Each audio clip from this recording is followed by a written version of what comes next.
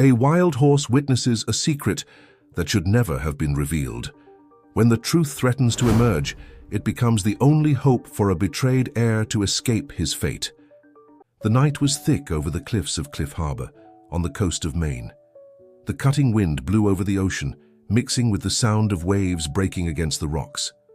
At the top of the precipice, among shadows cast by the covered moon, Richard Anderson maintained a cold expression while observing the horizon. His eyes reflected the greed of one of the most influential businessmen in the region. Not far from there, Charlie, a young man of little more than 20 years, thin and with vacant eyes due to his congenital blindness, walked carefully across the terrain he knew so well. "I know you're there." "Mr. Anderson," said Charlie with surprising confidence for someone who couldn't see, "I recognize your imported cologne." Richard was surprised. He had never imagined being identified by someone who had never seen his face. "Impressive, kid. What are you doing here alone at this hour?" "I come to feel the wind. It's the closest I can get to seeing the world," replied Charlie, approaching cautiously. "Have you come to check on your future acquisitions? These lands have an invaluable worth, don't they?" Richard felt a chill down his spine. That young man knew more than he should. "You know this region well," he observed, trying to disguise his discomfort. "I know every inch. After all, part of these lands belong to me. Inheritance from my maternal grandfather." The businessman stiffened. That was the confirmation he feared. Charlie, the illegitimate son he had never recognized, was aware of his rights to the properties that Richard coveted to expand his real estate empire. Unproductive lands in the hands of a young man who can't even appreciate their beauty. "What a waste," Richard provoked. "Beauty isn't just in the eyes, Mr. Anderson. It's in the sounds, the smells, the textures." Charlie breathed deeply. "And in preservation. My grandfather taught me that these cliffs are sacred." A distant neigh cut through the conversation. The legendary black horse Raven, known for roaming freely around the region, observed the two men from a distance, like a silent guardian of the cliffs. "Raven is restless today," commented Charlie. "He senses when something is wrong in the balance of this place." Richard took a step back, uncomfortable with the mention of the horse that many considered mystical. "Fishermen's superstitions," he scoffed. The next day, the Anderson mansion was buzzing with preparations for the family's annual charity event. Laura Anderson, the 70-year-old matriarch, supervised the staff with a watchful eye when she noticed her son's arrival. "Richard, we need to talk about the new acquisitions," she said, dismissing the employees with a gesture. "There's nothing to discuss, Mother. The project proceeds as planned." "And what about the boy? I know you met him last night." Richard faced his mother, surprised by the information. "I have my informants," she explained before he could ask. "Charlie is your son, Richard, blood of your blood." "A youthful mistake that I never legally recognized," he retorted, helping himself to whiskey. "And who now threatens everything we've built?" Laura shook her head, disappointed. "There are limits to ambition, son. Some lines shouldn't be crossed." Meanwhile, in the small house near the beach, Rachel, a former employee of the Anderson mansion, was receiving Charlie for breakfast. She was one of the few people who knew the young man's true identity and nurtured a maternal affection for him. "You seem worried today," she observed, serving him tea. "I met Richard Anderson on the cliffs last night." Rachel almost dropped the cup. "And what happened?" "He knows that I know the truth about my inheritance," replied Charlie, "and he's not happy about it." "Be careful, Charlie. Richard Anderson is not a man of half measures when his interests are at stake." The young man nodded, thoughtful. Raven was there too. He seemed agitated, as if he sensed something. Rachel knew well the stories about the black horse that roamed freely around the cliffs of Cliff Harbor. It was said that he protected the place and its true guardians. "If Raven is restless, we should all be alert," she murmured. At the mansion, Richard was meeting with Helen, his personal assistant and right hand in business. "I found a solution. Say to our problem," he said, showing her a folder of documents. "A legal way to invalidate the boy's claims to the lands." Helen examined the papers with a worried expression. "This is risky, Richard. We're talking about altered documents." You prefer to see years of planning going down the drain. The Emerald Coast project depends on those lands. Billions in investments are at stake. The assistant sighed, aware of the gravity of the situation. And if he finds out? Richard smiled coldly. A blind man won't see what we don't want to show. The sky dawned cloudy over Cliff Harbor, as if nature sensed the storm forming beyond the clouds. Charlie went out for his morning walk on the beach, accompanied only by his cane and the sounds of the sea that guided him. His other senses, sharpened by the absence of vision, picked up details that many ignored. The smell of sea salt, mixed with seaweed, the distinctive sound of each type of wave breaking on the rocks, the heat of the sun trying to break through the clouds. "Good morning, Charlie," a female voice interrupted his thoughts. "I thought I'd find you here." "Mrs. Anderson?" Charlie immediately recognized the voice of the Anderson matriarch. "What brings you to the beach so early?" The elegant lady, with her impeccably combed grey hair, approached with calculated steps on the sand. "We need to talk about Richard, and about you." Charlie nodded, feeling the seriousness in her voice. "Come with me to that bench," suggested Laura, gently touching his arm. When they were settled, she continued, "My son is planning something to take away your lands. Documents are being falsified at this very moment." "Why are you telling me this? He's your son." Laura sighed deeply, the sound of a woman carrying decades of regrets. "Because you're also my grandson, the only one who still carries the true values of our family." Charlie felt his heart race. It was the first time Laura openly acknowledged their relationship. "Has Richard always known I was his son?" "Yes, and I'll never forgive him for denying it all these years." Laura took Charlie's hand between hers. "Your mother, Martha, was an extraordinary woman. When she left us, I wanted to bring you to our house, but Richard vehemently opposed it." "Why?" "Pride, ambition, public image, perhaps all these reasons together. Richard built his reputation based on a false perfection." A group of seagulls passed by, screeching as if punctuating the revelation with their strident voices. "My maternal grandfather's lands," murmured Charlie. "Why are they so important to him?" "The Emerald Coast project, a pharaonic tourism complex that Richard has been planning for years. But the lands you inherited are exactly in the center of the project. Without them, everything falls apart." Charlie processed the information slowly. Finally, the pieces fit together. "What do you suggest I do?" "Look for Rachel. She has documents that prove your parentage and your legitimate claims, and more importantly, stay away from the cliffs for now." At the Anderson mansion, Richard was examining the blueprints of the Emerald Coast project when Helen hurriedly entered his office. "Your mother was seen talking to Charlie on the beach this morning," she informed, visibly concerned. Richard slammed his fist on the desk, knocking over a pen holder.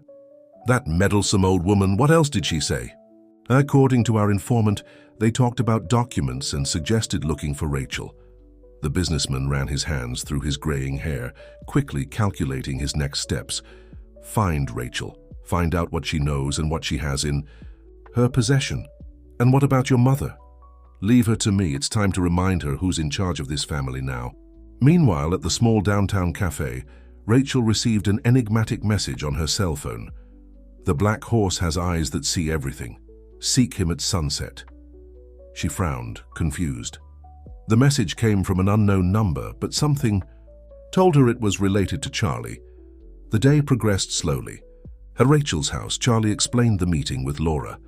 "She finally admitted that I'm her grandson," he told her, emotional. "After all these years."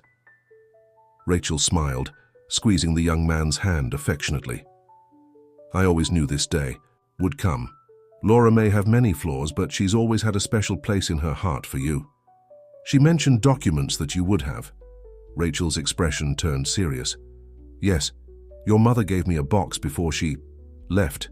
She said, I should only give it to you when the time was right." She got up and went to an old cabinet. From a false bottom, she removed a carved wooden box with the symbol of a horse. "I never opened it," she explained, placing it in Charlie's hands.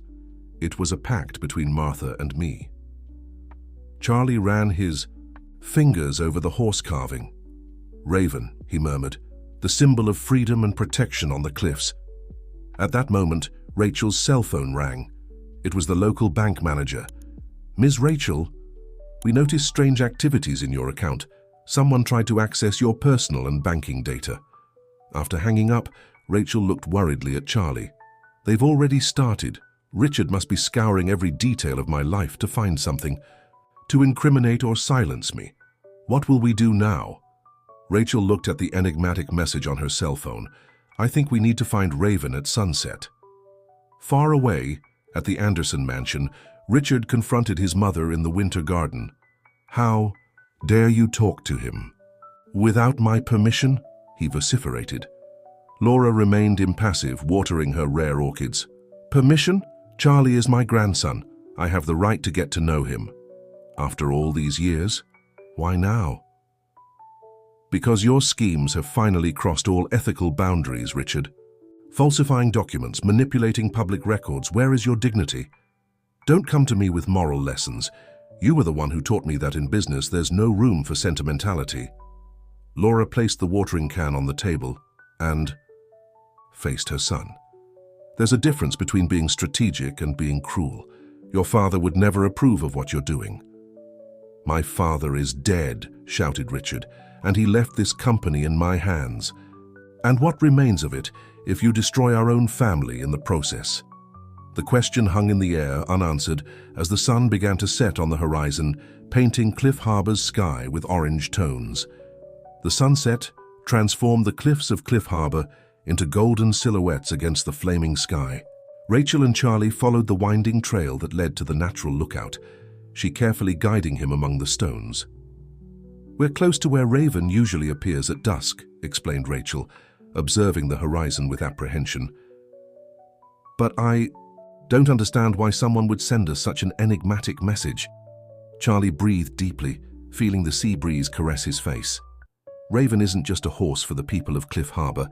They say he has protected the secrets of the cliffs for generations." Rachel observed the young man with admiration. Even without being able to see, Charlie seemed to see beyond what many could with perfect eyes. "How do you know so much about Raven?" "My mother used to tell me stories. She said the black horse had existed since the first fishermen arrived on these beaches." Charlie smiled nostalgically. "She believed that Raven had chosen these cliffs as his home to protect something precious hidden among the rocks." A distant neigh interrupted the conversation. On top of a nearby cliff, the majestic silhouette of a black horse stood out against the orange sky. Raven observed the two visitors with an almost human intensity. "He's there," whispered Rachel, amazed. "I feel his presence," confirmed Charlie, extending his hand in the direction of the animal. "He's restless today." To Rachel's surprise, the horse began to descend the steep path with impressive agility, approaching them with cautious steps. When he was just a few meters away, he stopped and neighed again, as if inviting them to follow him.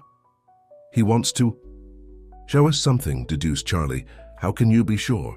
"Trust me, it's not the first time Raven has guided me through the cliffs." Following the black horse through trails that Rachel had never imagined existed, they arrived at a small hidden cove, accessible only during low tide.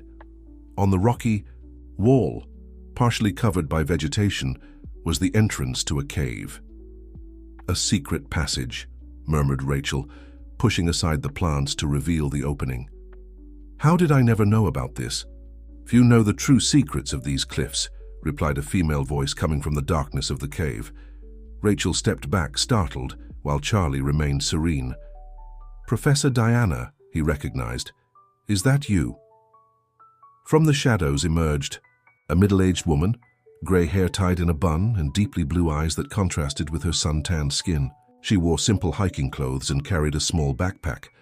"I was the one who sent the message," confirmed Diana, approaching.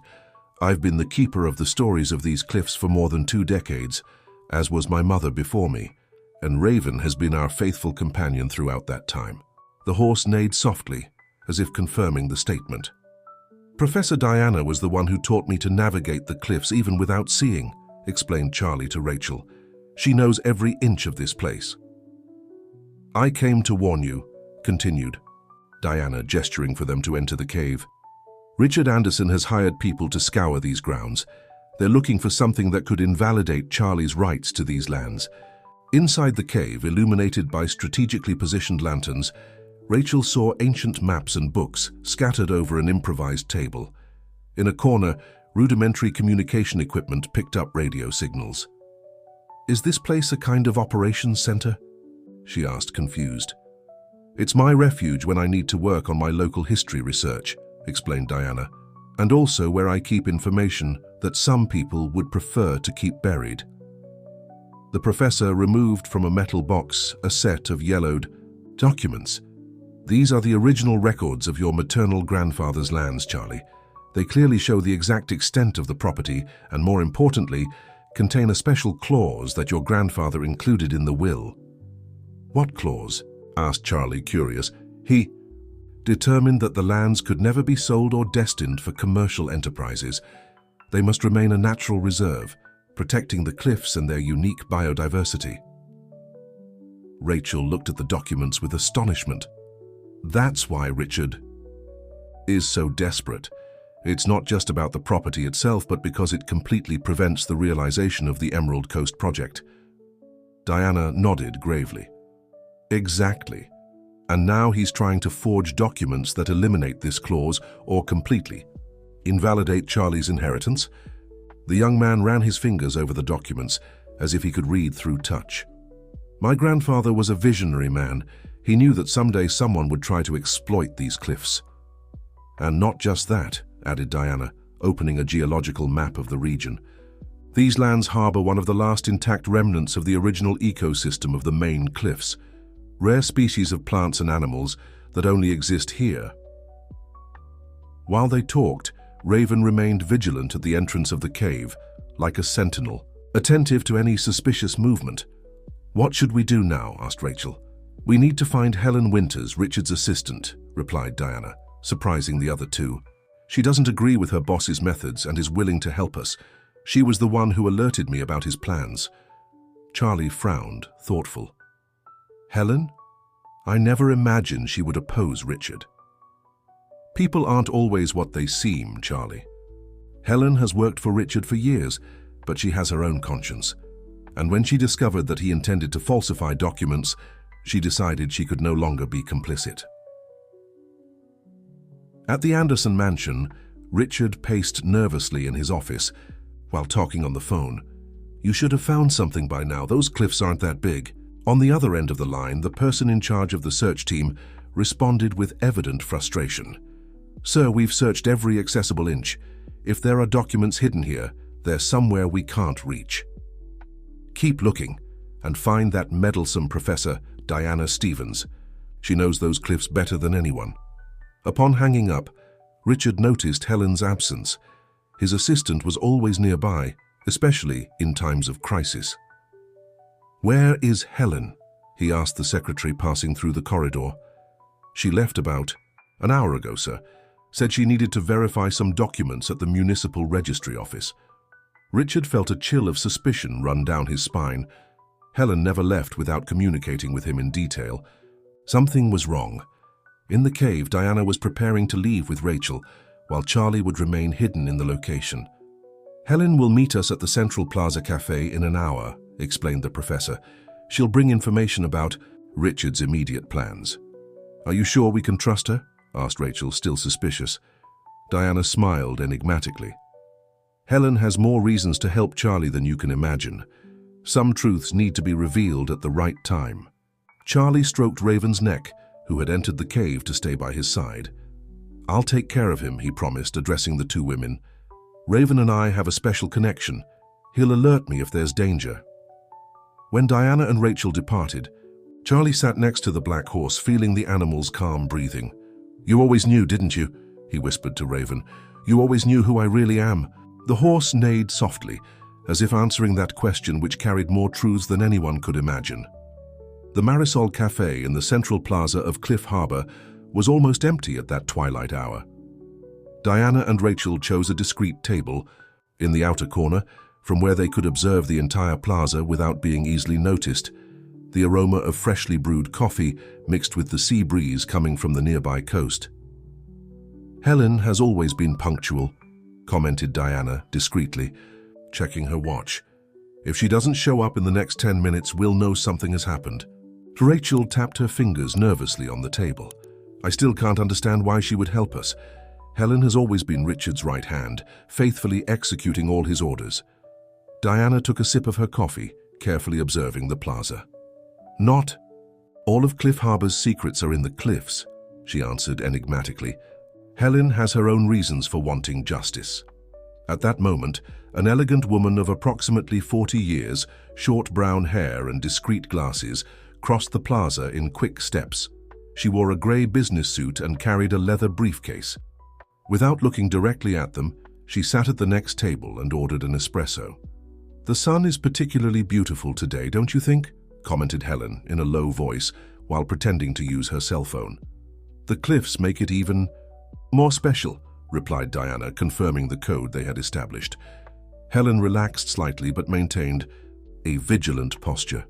"We have little time," she murmured, discreetly passing a flash drive to Diana. "Richard discovered my unauthorized absence and has already started to question. Here is all the evidence of the documents he plans to falsify, and the complete timeline of the Emerald Coast project." "Why are you helping us?" asked Rachel directly, unable to contain her distrust. Helen finally turned to face them, and Rachel was surprised to see her teary eyes. "Because Richard Anderson destroyed my sister's life 23 years ago," she replied with contained bitterness. "Martha didn't deserve what he did." Rachel paled. "Martha, Charlie's mother, you are—" "Yes, I'm Charlie's aunt, Martha's younger sister." Helen smiled sadly. "He never knew. Richard never knew. I entered the company under a different surname. Built my career from scratch, just to be close enough to one day do justice." Diana squeezed Helen's hand in solidarity. "Helen has been our informant for years," she explained to Rachel. "She was the one who alerted us when Richard began planning the Emerald Coast project, which would completely destroy the cliff's ecosystem." "How did you manage to keep your identity secret for so long?" asked Rachel, still astonished by the revelation. "When Martha left us, I was studying abroad. I returned with another name, another appearance. Richard had never met me in person. It was easy to reinvent myself." Diana carefully stored the flash drive. "What is Richard planning to do now?" "He has called an extraordinary board meeting for tomorrow. He's going to present the Emerald Coast project as a done deal, announcing that all necessary lands have already been acquired." "But that's a lie," exclaimed Rachel. "Exactly. He plans to show falsified documents that supposedly prove the purchase of Charlie's lands when he was still a minor, with the consent of a non-existent legal guardian." Diana frowned. "That never happened." "Exactly. But with forged documents and without immediate opposition, the board will approve the project and investors will release the funds. When the truth comes out, it will be too late. The project will already be underway. The machines will already be on the cliffs." Rachel felt a shiver of indignation. "We need to stop him. We have to confront him before this meeting." Helen shook her head negatively. "Direct confrontation won't work with Richard. He has contingencies for everything. We need to be smarter." Diana nodded, thoughtful. "We need to expose his plans before everyone in such an irrefutable way that not even his allies can defend him." Suddenly, Helen straightened in her chair, tense. "I have to go. I just received a message. Richard is looking for me." She stood up, adjusting her blazer. "There's one more thing you need to know. Richard hired people to search the caves of the cliffs tonight. They're looking for Charlie and the original documents." Diana and Rachel ran along the trail of the cliffs while the sky darkened rapidly. Heavy clouds formed on the horizon, announcing an imminent storm. The wind gained strength, whipping the trees and shrubs along the steep path. "We need to get there before them," gasped Rachel, jumping over a puddle of water. "Charlie is alone in the cave." "Not completely alone," replied Diana, pointing to the top of a cliff. Raven, the majestic black horse, galloped parallel to the trail they were following, keeping himself visible as if guiding them. His hooves barely seemed to touch the ground. Such was the speed and grace with which he moved. "How does he know?" asked Rachel, amazed. "Raven always knows. It's as if he could feel when the cliffs and their protectors are in danger." On the horizon, lightning cut the sky, followed by the deep roar of thunder. The first drops of rain began to fall, heavy and cold. In the hidden cave, Charlie remained seated calmly, his fingers running over the braille pages of an ancient book that Diana had left for him. "Stories of the cliffs," he murmured to himself as he read. For centuries, the indigenous peoples considered these lands sacred, inhabited by guardian spirits who took animal forms. His monologue was interrupted by a distant sound of rolling stones. Someone was approaching. With precise movements, Charlie put the book in his backpack and turned off the lantern, plunging the cave into darkness. Years of blindness had given him an advantage in that environment. For him, there was no difference between light and shadow. "Are you sure it's this way?" A male voice echoed from outside near the entrance. "The boss said the blind guy usually hides in these caves," replied another man. "Search all the openings." Charlie silently retreated to the back of the cave, where he knew there was a narrow passage that few people knew about. It was a natural tunnel that snaked through the rock and emerged at another point of the cliffs. His maternal grandfather had told him about it, and Diana had helped him memorize the path through touch. Meanwhile, at the Anderson mansion, Richard confronted his mother in the main office. "Where is Helen?" he demanded, slapping his palm on the mahogany desk. "She's been gone for hours." Laura Anderson observed her son with an impassive expression, sitting elegantly in a leather armchair. "Perhaps she's doing what her conscience dictates, something you seem to have forgotten how to do." "Don't come to me with moral lessons, Mother. We're talking about billions in investments, about a project that will put Cliff Harbor on the international luxury tourism map. At the cost of destroying a unique natural heritage, at the cost of denying your own son what legitimately belongs to him." Richard laughed bitterly. "That blind boy is not my son in the eyes of the law. I never recognized him." "But God and your conscience know the truth," retorted Laura, rising with dignity. "And more importantly, I have proof." Richard paled. "What are you talking about? Did you really think I wouldn't keep evidence? The DNA test that you yourself requested when Martha became pregnant, the result that confirmed your paternity. The bank transfers you made to keep her away so she would raise the boy far from here." Laura walked to a small safe hidden behind a painting on the wall. "Everything is here, Richard. Everything needed to prove that Charlie is legitimately your son, and therefore a direct heir, not only to his maternal grandfather's lands, but also to a significant part of the Anderson Empire." Richard felt his blood freeze in his veins. His own mother had kept that evidence all these years. Why had she never used it? "Why now, Mother? Why threaten me after so long?" The matriarch closed the safe with a sad expression. "Because you finally crossed the line that I never thought you would cross, falsifying documents, sending people after Charlie on the cliffs. How far would you go, Richard? Would you really be capable of hurting your own son out of greed?" On the cliffs, the storm now poured down with full force. Raven guided Diana and Rachel along an alternative path, longer, but that avoided meeting the men Richard had sent. The horse seemed to know every stone, every treacherous curve of that slippery terrain. "We're almost at the point where the secret passage emerges," explained Diana, protecting her eyes from the torrential rain. "If Charlie sensed the danger, he will have used that tunnel." Suddenly, lightning illuminated the slope, revealing silhouettes of men descending with ropes down the rocky wall directly above them. "We need to run," whispered Rachel, pulling Diana behind a rock formation. Raven neighed loudly, as if protesting against the invaders. The sound echoed through the cliffs, amplified by the wind and rain. To the astonishment of the two women, other neighs responded to Raven's call. From various points of the cliffs, wild horses appeared, emerging like ghosts between the rain and mist. It was the free herd that inhabited the natural reserve, rarely seen by humans. "Incredible," whispered Diana. "It's Raven's herd. They almost never approach people." The men who were descending on the ropes stopped, surprised and apprehensive at the sudden appearance of the animals. One of the horses reared, neighed fiercely, and began to gallop in their direction, followed by the others. Frightened, the men began to climb hurriedly, abandoning the search. Meanwhile, at another point on the cliffs, Charlie carefully emerged, From the secret passage, orienting himself by the sound of the rain and the smell of wet vegetation, he knew that spot well. It was a small plateau covered by dense shrubs, practically invisible to those who didn't know of its existence. "Raven?" he called softly, intuitively feeling that the horse would be nearby.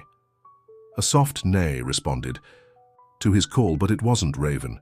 It was a more acute, younger sound. Extending his hand, Charlie felt the soft muzzle of a smaller horse, a young mare from Raven's herd. "You came to get me," he murmured, smiling. "He sent you, didn't he?" With impressive delicacy, the mare lowered herself as if inviting Charlie to mount. The young man, who since childhood had a special connection with horses, understood the gesture. Carefully, he held the mare's mane and climbed on her back. The animal rose gently and began to walk, taking Charlie along a path he would never be able to find alone in the storm. In town, Helen had sought temporary refuge in the small chapel near the sea. Sitting on the last bench, she watched the rain punish the colored stained glass windows, creating hypnotic patterns of light and shadow. "Martha," she whispered to herself, "finally the time has come for the truth to emerge." Her cell phone vibrated. It was a message from Diana. "Charlie is safe. Meet us at Rachel's house at dawn. Plan in progress." Helen breathed with relief. At least for tonight, her nephew was safe. Tomorrow would be the decisive day, the moment she had waited for more than 2 decades. The board meeting of Anderson Enterprises would be the perfect stage to finally reveal the whole truth. What no one knew, not even Diana or Rachel, was that Helen had her own trump card, a document that would change everything, kept for years in a bank vault under a false name. The true will of Martha, written days before her mysterious disappearance, with revelations that not even Charlie knew about his own origin and about the destiny of the cliffs of Cliff Harbor. The dawn arrived, bringing with it the end of the storm. The sky cleared slowly, revealing dispersed clouds that fled to the horizon like ghosts dissipated by light. In Rachel's small house near the beach, the group gathered in the living room shared the warmth of an improvised fireplace and cups of hot tea. Charlie, wrapped in a blanket, listened attentively as Diana reported what had happened on the cliffs. "The horses appeared out of nowhere, as if responding to Raven's call," she explained, still amazed. "I've never seen anything like it in all my years studying that region." "Raven's herd has always been elusive," commented Charlie, smiling. "My maternal grandfather used to say they only appear when the cliffs need to be protected." Rachel put more wood on the fire, observing the sky through the window. "Helen should arrive soon. The day is dawning." At that moment, Laura Anderson surprised everyone with her unexpected arrival. The matriarch of the family entered the house without ceremony, as if her presence in that modest environment was the most natural thing in the world. "Excuse the intrusion," she said, removing the scarf that protected her gray hair. "But time is running out. Richard has called the board meeting for 10 in the morning, 2 hours earlier than expected." Charlie turned in the direction of his grandmother's voice, an expression of surprise on his face. "How did you find us?" "Cliff Harbor can be small for secrets, my dear, especially when you have a network of loyal former employees." Laura approached him, gently touching his face. "Besides, I always knew Rachel would take care of you." The moment was interrupted by Helen's arrival. Seeing Laura, she hesitated at the door, visibly tense. "Mrs. Anderson, I didn't expect to find you here." Laura turned to her son's assistant, studying her with new eyes. "Helen Winters, or should I say Helen Sullivan. The resemblance to Martha is remarkable when you know what to look for." Helen paled. Her disguise, maintained for so many years, was crumbling before this perceptive woman. "You always knew." "I suspected from the beginning. Your eyes, they're exactly like your sister's." Laura indicated a chair. "Sit down. We have much to discuss and little time." The group gathered around the kitchen table, where Diana spread out the documents. They had the original land records, the evidence of the falsification planned by Richard, and the flash drive with information about the Emerald Coast project. "These documents prove the legitimacy of Charlie's inheritance," explained Diana. "But Richard can still claim that the boy has no right because he isn't legally recognized as his son." Laura smiled enigmatically, removing a sealed envelope from her purse. "This is where I come in. This is the DNA test conducted when Martha was pregnant. Richard demanded proof before he started paying for her silence." "He knew from the beginning," murmured Charlie, stunned by the revelation. "Not only did he know, but he paid regularly to keep Martha and you away from Cliff Harbor and what he considered his immaculate public image." Helen observed the scene with contained tears. Finally, it was her turn to reveal her own secret. She opened her briefcase and removed an aged document protected by a plastic cover. "What none of you know is that Martha left a will," she announced, placing the paper on the table. "She always knew something could happen to her. Richard made threats when she started demanding more money for Charlie's medical treatments." Rachel gasped, shocked. "Medical treatments? What treatments?" "For Charlie's blindness," explained Helen gently. "It wasn't congenital as everyone believed. It was the result of a complication during birth, something that could have been treated in the first years of life, if there had been sufficient resources." Charlie remained motionless, processing that devastating information. His blindness could have been avoided. All this time, he could have seen the world around him. "Richard refused to pay for the specialized treatments," continued Helen. "He said he was already giving enough money. When Martha threatened to expose everything publicly if he didn't help, the threats began." "And what happened to my mother?" asked Charlie, his voice trembling. "Everyone always avoided telling me the details." A heavy silence fell over the room. Helen looked at Laura as if asking permission to proceed. The matriarch nodded slightly. "Officially, Martha disappeared during a walk on the cliffs," replied Helen carefully. "Her body was never found. The police presumed she fell into the sea and—" "But you don't believe that," completed Charlie, perceptive.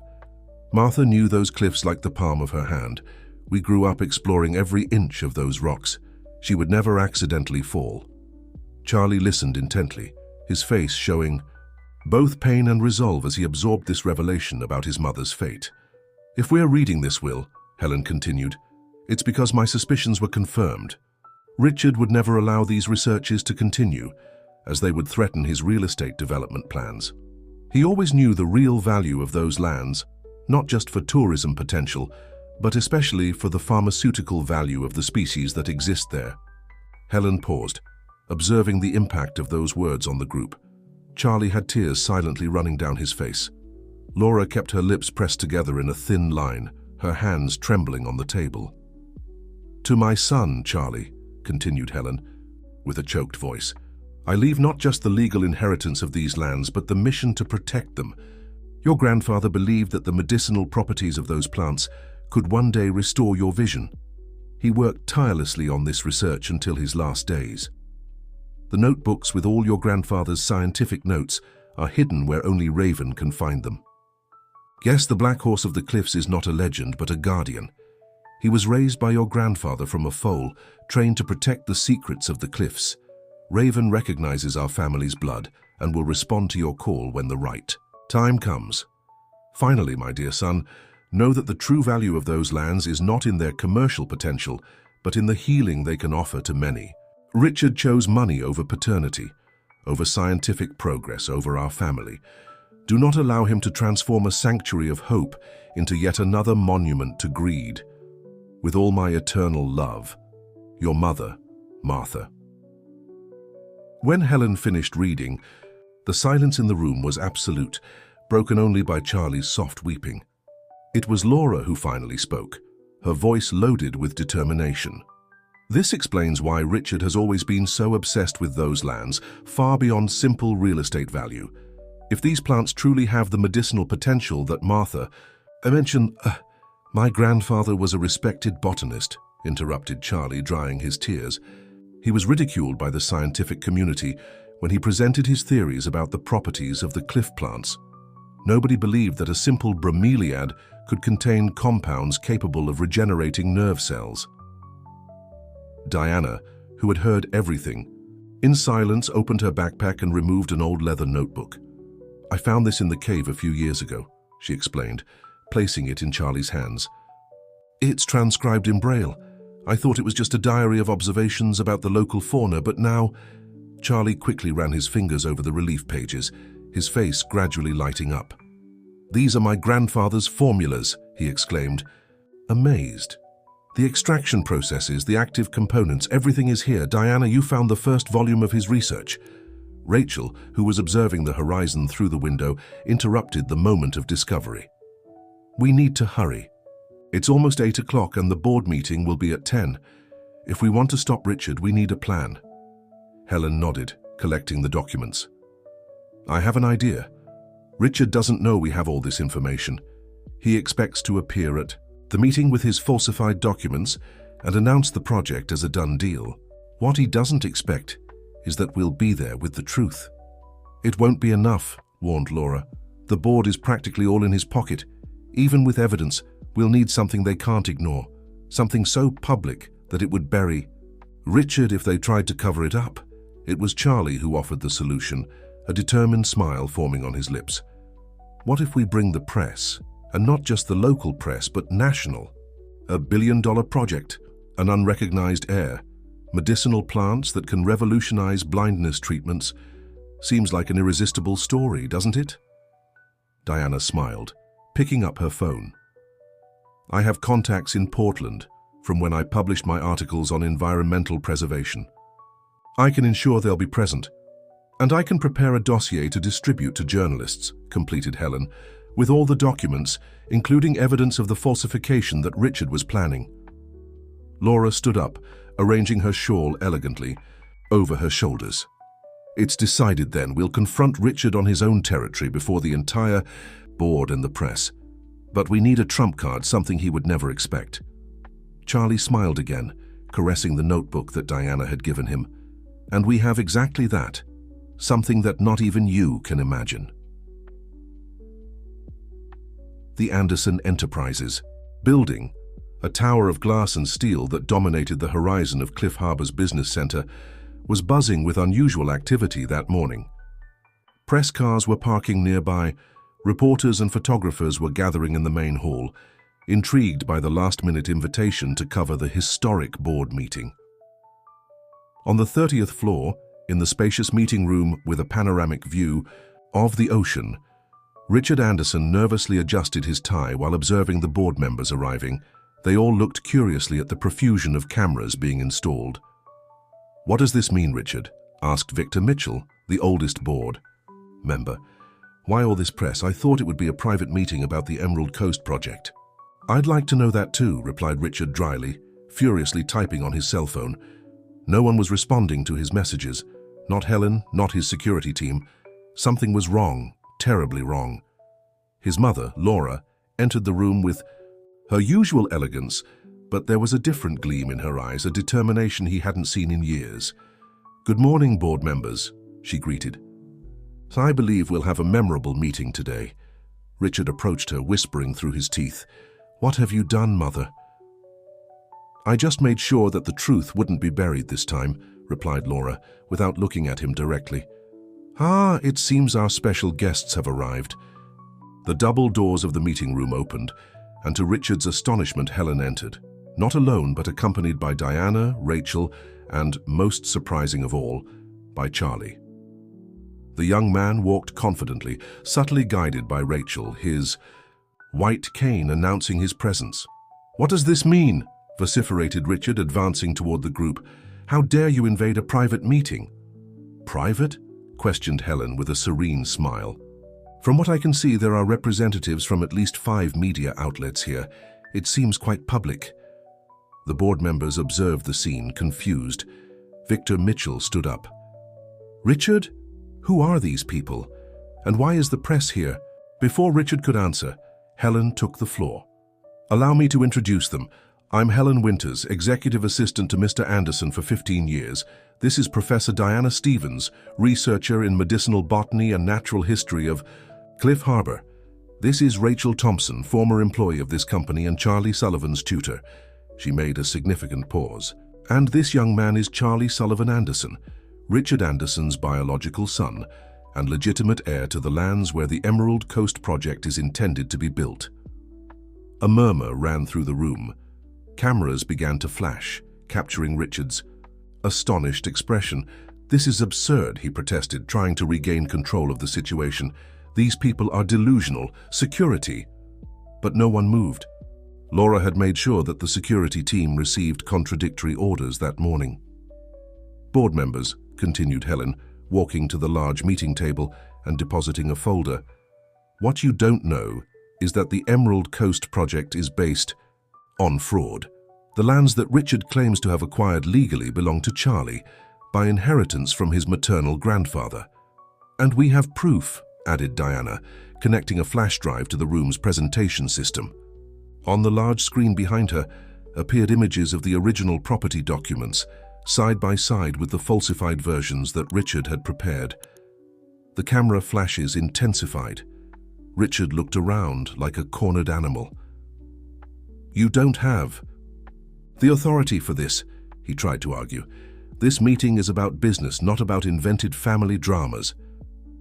Charlie stepped forward, his silent presence somehow dominating the environment. "Mr. Anderson," he said, formally addressing his biological father, "for 23 years you've denied my existence.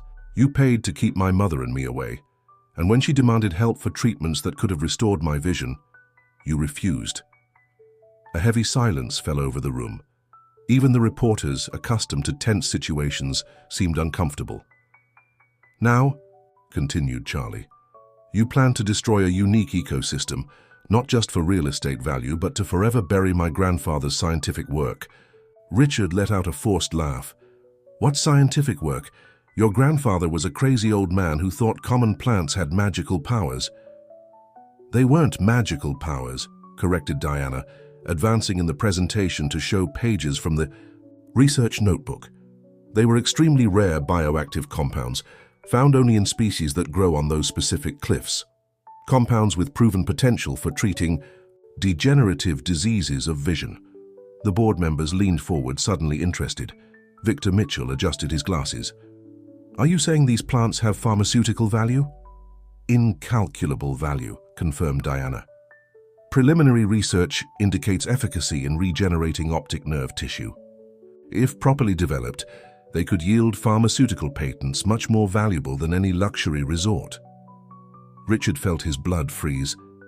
This was what he had always feared, that someone would discover the true reason for his obsession with those lands. It wasn't just for the real estate project, but to ensure exclusive control over those plants. "All of this is speculation," he tried to rebut. "There's no concrete scientific evidence." It was then that Laura made her decisive move. From her elegant purse, she withdrew a document with the emblem of an important pharmaceutical laboratory. "Actually, there is," she declared, handing the paper to Victor. "This is a confidential report commissioned by Richard himself, 3 years ago. An analysis of compounds extracted from those specific bromeliads. The laboratory confirmed their revolutionary potential for ophthalmological treatments." Richard advanced, trying to take the document, but Victor was already passing it to the other board members, who examined it with expressions of growing concern. "You knew about this all along?" asked Victor, facing Richard with disappointment. "Were you hiding the true value of those lands from the board?" "You're distorting everything," protested Richard, feeling control slip through his fingers. "The Emerald Coast project is what matters. Billions in investments, thousands of jobs. At the cost of a medical advance that could help millions," completed Helen, "and at the cost of your own son's legitimate rights." The flashes continued, each expression of Richard's desperation being immortalized for the next day's headlines. The room now buzzed with conversations among the board members. "I propose the immediate suspension of the Emerald Coast project until all these allegations are properly investigated," announced Victor, standing up. "And I also suggest a complete audit of Richard Anderson's recent actions as CEO." Other board members quickly supported the motion. Richard watched, incredulous, as his empire began to crumble before his eyes. "You can't do this. I have majority control. I have—" "Actually," interrupted Laura, "as founding shareholder and holder of the family trust, I have the authority to temporarily suspend your executive powers if there is evidence of misconduct. And I believe we've just witnessed more than sufficient evidence." At that moment, the doors of the room opened again, and a middle-aged man entered, carrying a medical case. He walked directly to Charlie, ignoring the tumult around him. "Doctor." "Samuels," greeted Diana. "Thank you for coming so quickly." "Doctor?" asked Charlie, confused, turning in the direction of the newcomer's voice. "An ophthalmologist specialized in nerve tissue regeneration," explained Helen, placing her hand on her nephew's shoulder. "He analyzed your grandfather's formulas and believes the treatment can work for you, Charlie." A murmur of astonishment ran through the room. Richard, realizing he had completely lost control of the situation, tried his last card. "This is ridiculous. They're creating false hopes based on amateur research by an old man without credentials. No treatment can reverse congenital blindness." "Charlie's blindness is not congenital," replied the doctor, adjusting his glasses. "According to the medical records that Mrs. Helen provided me, it was the result of a complication at birth that could have been treated in the first years of life. And although a complete recovery is unlikely after so much time, the compounds identified in the cliff plants present a unique mechanism of action that I've never seen in my 30 years of practice." The week that followed the tumultuous board meeting transformed Cliff Harbor into the epicenter of national attention. Journalists camped in the vicinity of the Anderson mansion and near the cliffs, eager for new developments in the story that combined irresistible elements: a business empire in crisis, an unrecognized heir, a possible revolutionary medical advancement, and the preservation of an ecological sanctuary. Richard Anderson had retreated to his beach house under the express recommendation of his lawyers not to make statements while the company audit proceeded. His cell phone wouldn't stop ringing with calls from concerned investors and business partners wanting explanations. In Rachel's small house, now an improvised operations center, Dr. Samuels carefully examined the formulas contained in Charlie's grandfather's notebook, comparing them with his own notes. "It's extraordinary," he commented while Diana and Helen observed. "Professor Sullivan was decades ahead of his time. These combinations of compounds, no one in conventional medicine would think to test them this way." Charlie, sitting near the open window, let the sea breeze caress his face while listening to the conversation. "Do you really believe it can work?" he asked, trying to contain the hope in his voice. Over the years, he had learned to accept his condition, building a life rich in perceptions that compensated for the lack of vision.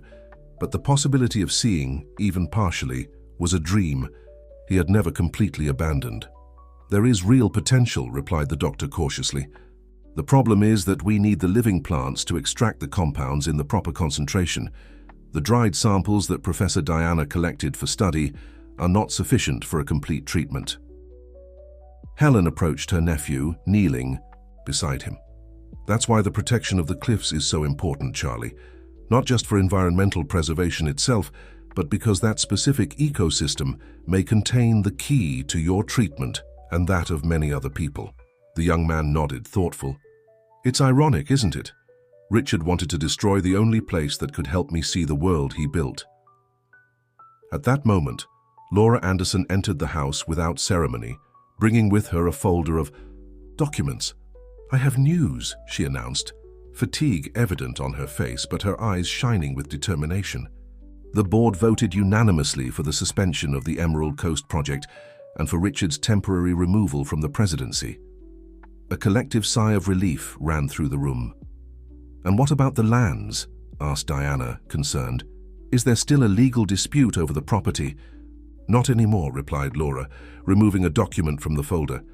"This is the formal recognition of paternity signed by Richard this morning." Charlie straightened in his chair, astonished. "He recognized that I'm his son?"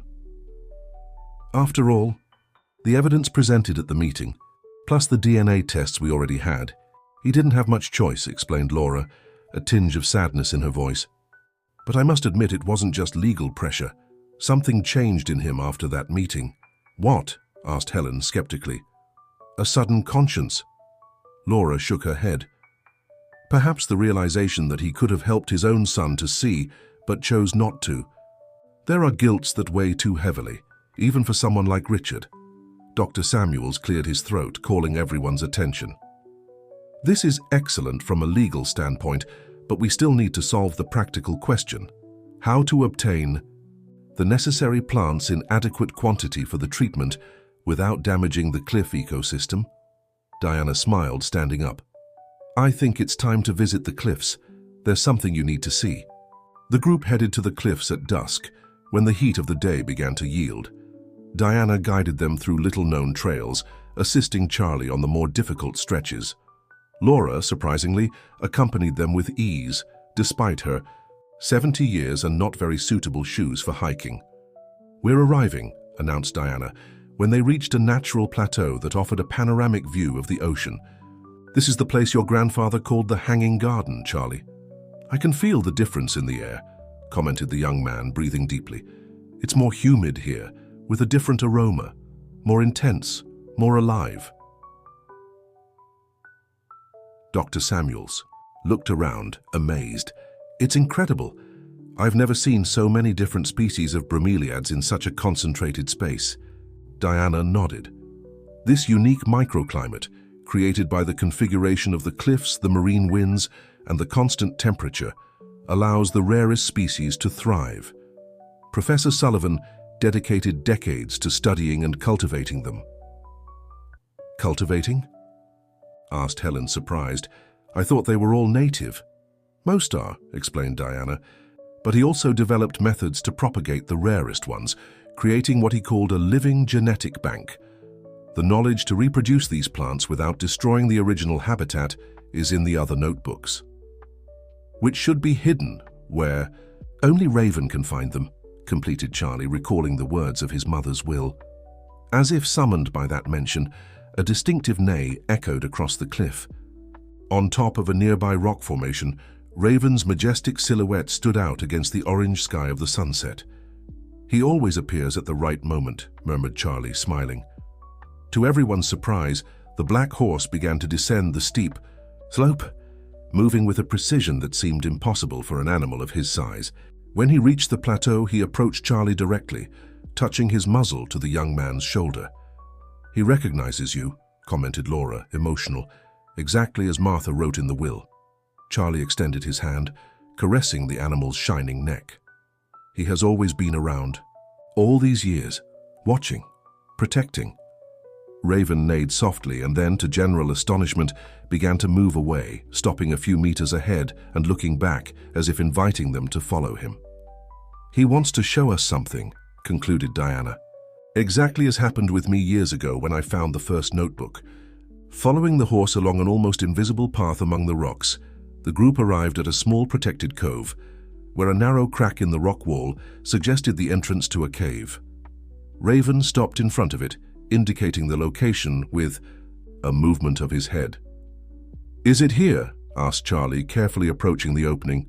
His sensitive fingers touched the rock surface, finding engravings that would go unnoticed to ordinary eyes. There are symbols carved here. They look like horses.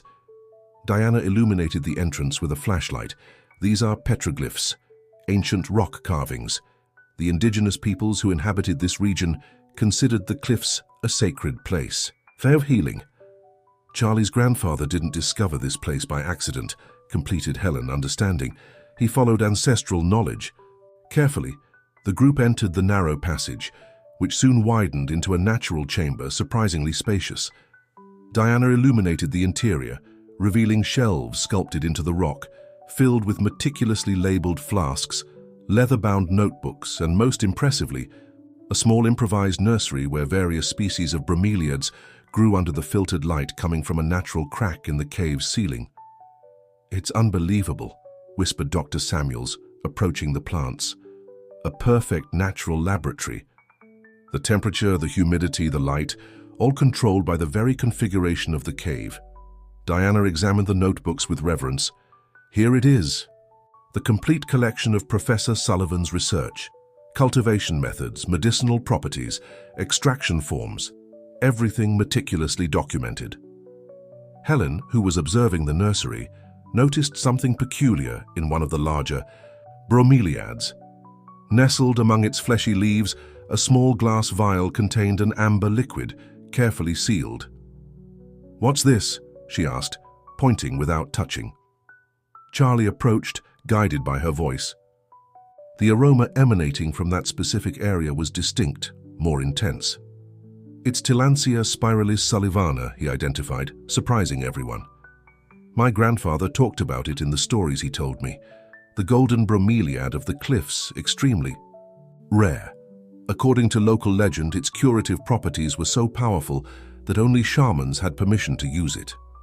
Dr. Samuels carefully examined the vial. It seems to be a concentrated extract, and by the tone and viscosity, I'd say it was prepared recently. Someone has been keeping this place active. Diana nodded, thoughtful. Probably other people from the local community who knew about Professor Sullivan's work. Cliff Harbor has always been a town of well-kept secrets. Laura, who had remained silent, observing with teary eyes, finally spoke. Martha used to disappear for days when she came to visit Cliff Harbor with Charlie. She said she was taking care of the family legacy. I always thought she was referring just to memories, but now. She continued my grandfather's work, completed Charlie, emotional. She kept alive the hope that one day I could see. At that moment, a sound of footsteps echoed at the entrance of the cave.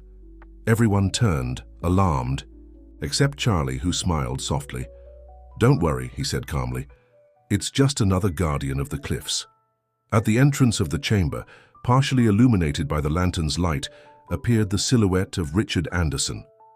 The silence that followed Richard's arrival seemed to contain the weight of all untold stories of all years of absence and denial. The businessman remained motionless at the entrance of the chamber, his habitually confident countenance now revealing traces of uncertainty and perhaps regret. "How did you find us?" asked Helen, instinctively positioning herself between Richard and Charlie. "It wasn't difficult," he responded, slowly entering the cave. "I know this place. I've been here before, with Martha." The revelation surprised everyone, especially Laura. "You knew about the cave? All this time?" Richard nodded, approaching the bromeliad nursery with a contemplative look. 24 years ago, when Martha was pregnant with Charlie, she brought me here. She wanted to show me her father's work, convince me of the importance of preserving these cliffs. A sad smile appeared on his lips. I was young, too ambitious to understand. I only saw underutilized land, wasted commercial potential. Charlie turned toward his father's voice, his face showing genuine curiosity. "What changed then? Why are you here now?" Richard hesitated, the words seeming difficult for a man accustomed to commanding without explanations. "After the board meeting, after hearing about the research about what could have been done to help your condition, I needed to see this place again." He approached a shelf where dozens of flasks were aligned, each containing different botanical extracts. I always convinced myself that I did what was necessary to protect the Anderson Empire, to maintain the family's reputation. But in truth, he hesitated again, I was only protecting my pride. Diana, who was carefully observing everyone's reactions, noticed something surprising. "You don't seem surprised by the laboratory, by the plants. It's as if you already knew what you would find here." Richard nodded slowly. "Because I have been coming here regularly for the past 5 years." The confession left everyone astonished. Helen almost dropped the notebook she was holding. "Impossible. You always despised all this." "No, Helen, I just pretended to despise it."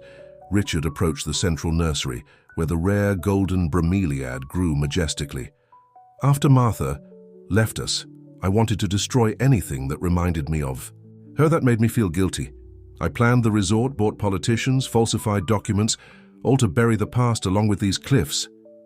"But then what happened?" asked Laura, her voice soft, almost understanding. 5 years ago, I accidentally found one of Professor Sullivan's notebooks among Martha's belongings that I had kept. Out of curiosity, I began to read, and the more I read, the more I realized the magnitude of what I was about to destroy. Richard took a deep breath. "I began to visit this place secretly, to check on the nursery, to keep the research active." "So it was you," murmured Dr. Samuels, looking at the freshly prepared extract vial.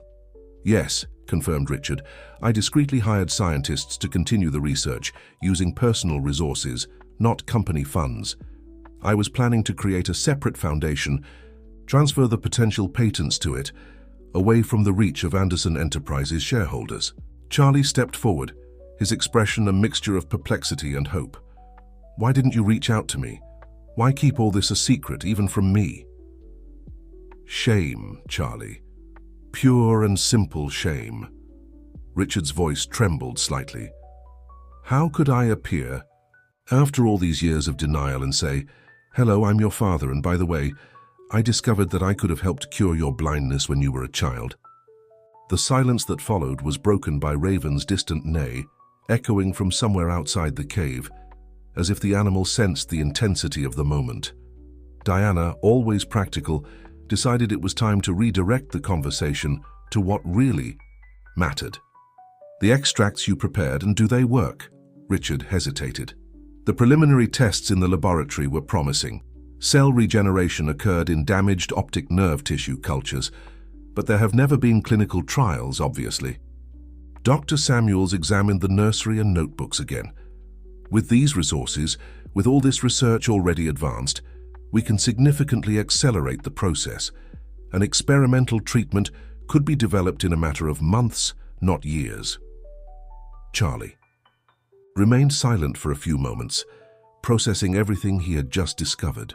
Finally, he addressed his father. Why the Emerald Coast Project, then? If you already knew the medicinal value of these plants, why insist on destroying all this? Richard walked to his son, stopping a few steps away from him. Because I was trapped in my own labyrinth of lies, Charlie. The project had advanced too far, involved too many investors. I was planning to secretly preserve samples of all important species before construction began, transfer them to controlled laboratories. But that would destroy the unique ecosystem that makes these plants so special, objected Diana. Professor Sullivan proved that they only develop all their properties in this specific microclimate. I know. It was a desperate plan from a man too cowardly to face the truth. Richard turned to Helen. And as for you, since when did you know you were Martha's sister? Why did you infiltrate the company? Helen raised her chin, defiant. From day one. After Martha's disappearance, I swore I would discover the truth and protect Charlie. I changed my surname, created a new identity, and entered your company with a single goal: to watch your steps and ensure Charlie would receive what was rightfully his. A spy in my own house for more than 20 years, murmured Richard with an ironic smile. I must admit I feel a certain respect for your determination. Laura approached her son, gently touching his arm. What do you intend to do now, Richard? The board has already voted for your temporary removal. The project is suspended. The press is watching your every move. Richard thought for a moment, looking around the cave, at the plants, the notebooks, the work of a lifetime, or rather of several lifetimes, dedicated to a purpose greater than any fortune. I'll do what I should have done 23 years ago, he finally responded. I'll publicly recognize Charlie as my son and heir. I'll transform the Emerald Coast Project into a scientific and environmental reserve dedicated to research and preservation. And, he hesitated, turning to his son, if you allow it, Charlie, I would like to fully finance the development of the treatment based on your grandfather's discoveries. Charlie remained motionless, his face revealing the inner battle between decades of abandonment and the possibility of reconciliation. Why? Why now? Because some debts can never really be paid, but that doesn't mean we shouldn't try, replied Richard, his voice carrying an emotion that few had ever witnessed. I don't expect your forgiveness, Charlie, just the chance to finally do something right. 1 year passed since that decisive meeting in the cliff cave. The former area designated for the Emerald Coast Project now displayed an elegant sign at the entrance, Sullivan Institute for Botanical and Medicinal Research, with a silhouette of a horse as a symbol. In the research center built harmoniously to integrate with the natural landscape, preserving every inch of the cliff ecosystem, Charlie walked carefully through the corridors. He still used his cane, but now out of habit, not total necessity. How are you feeling today? Asked Diana, who was waiting for him in the main laboratory. The colors still surprise me every day, he replied, smiling. Yesterday I managed to distinguish the blue of the sea and the green of the bromeliads without difficulty. The experimental treatment developed from Professor Sullivan's research had given results beyond expectations. Charlie's vision, although not completely restored, was constantly improving. The nerve cells in his eyes were gradually regenerating, allowing him to glimpse a world he had known only through sounds, aromas, and textures. Dr. Samuels believes that in another 6 months, you'll be able to completely abandon the cane, commented Diana, leading him to the expanded nursery where dozens of rare bromeliad species now grew under scientific care. I don't know if I want to abandon it completely, replied Charlie, lovingly touching one of the plants. It reminds me of where I came from, of everything I learned in the dark. Vision is an incredible gift, but I don't want to forget the lessons of darkness.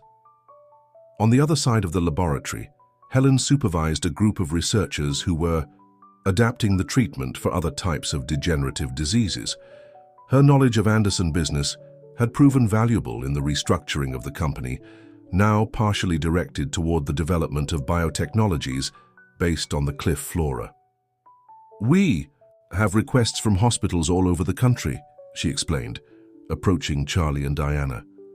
The preliminary results of the clinical trials are causing a stir in the medical community. And it all began with a stubborn old man that nobody took seriously, commented Charlie, referring to his grandfather with affection. Sometimes I wonder if he had any idea of the impact his work would have. I think he knew, said a familiar voice coming from the laboratory entrance. Richard Anderson, visibly thinner and with completely grey hair, approached the group. The last year had taken its toll. The scandal, the investigations, the company. Restructuring, but had also brought a serenity he never possessed before. Your grandfather was a visionary, Charlie. He saw the future while all of us were blind to what really mattered. The relationship between father and son was still delicate, marked by years of absence, but was slowly evolving, built on the foundations of mutual respect and the shared project that now united them. The guests for the official inauguration ceremony are beginning to arrive, informed Richard. Journalists, scientists, investors. It seems the world is finally paying attention to the cliffs of Cliff Harbor. About time, commented Helen with a slight smile. As the group headed to the external area, where an elegant tent had been set up for the ceremony, Charlie asked for a moment to himself. Moving slightly away, he walked to the lookout that offered a privileged view of the cliffs and the ocean. There, as if waiting for him, was Raven, the majestic black horse who rarely approached the construction or larger groups of people, remained motionless, his silhouette outlined against the blue sky of Cliff Harbor. Thank you, friend, murmured Charlie, slowly approaching and touching the animal's shining neck. For guiding me when I couldn't see, for protecting my family's legacy, for never giving up on these cliffs. Raven neighed softly, as if understanding every word. In the sea breeze that blew, Charlie could swear he felt the presence of his mother, his grandfather, all those who had protected that sanctuary through generations. Ready for the ceremony? Asked Rachel, who had silently approached. Now educational director of the institute, she had developed programs for public school children to learn about the cliffs and their environmental and scientific importance. Almost, replied Charlie, turning to her with a smile. His eyes, once opaque, now shone with their own light. I just wanted to show Raven what we managed to accomplish together. He always knew, commented Rachel, caressing the horse's muzzle. Some say Raven isn't just an animal, but the guardian spirit of these cliffs, who takes different forms throughout time. Charlie smiled, contemplating the ocean he could now see, its blue waves breaking against the golden rocks, the sun reflecting on the surface like thousands of dancing diamonds, the white clouds drawing capricious shapes in the infinite sky. I don't know if Raven is a spirit, a legend, or just an extraordinarily wise horse, he replied. But I know that these cliffs guard many more mysteries and beauties than we'll ever completely understand. At that moment, as if agreeing, Raven briefly reared, neighed one last time, and departed in a majestic gallop along the slope, his black silhouette disappearing among the rocks and vegetation that were now permanently protected. Let's go, said Charlie, offering his arm to Rachel. We have an entire future to build, and many other eyes to help see. As they walked back to the ceremony, Charlie looked one last time at the ocean. The sun was beginning to set, painting the sky with shades of orange and pink that he could now appreciate. And in that perfect instant, he felt a deep certainty. The cliffs of Cliff Harbor would continue to guard their secrets and reveal their miracles, long after all of them were gone, forever protected by the indomitable spirit of a black horse and by the love of generations of guardians who had learned to see beyond appearances.